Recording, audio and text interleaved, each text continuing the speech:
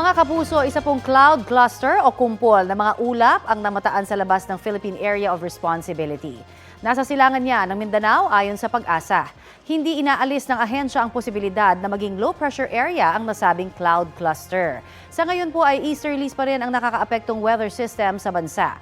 Sa mga susunod na oras, asahan ang pag-uulan sa iba't ibang bahagi ng bansa kasama na ang Metro Manila. Base po yan sa rainfall forecast ng Metro Weather.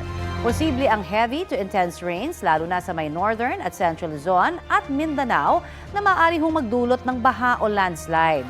Kaya mga kapuso, sa nakalipas po na 24 oras, patuloy na bumababa naman ang tubig sa ilang water reservoir sa Luzon, kabilang ang Angat, Ipo, Binga at Kaliraya. Tumaas naman ang water level sa Ambuklao, San Roque, Pantabangan at Magat Reservoir. Kapuso, para sa mga maiinit na balita, mag-subscribe sa GMA Integrated News sa YouTube. Sa mga kapuso naman abroad, subaybayan nyo kami sa GMA Pinoy TV at sa www.gmanews.tv.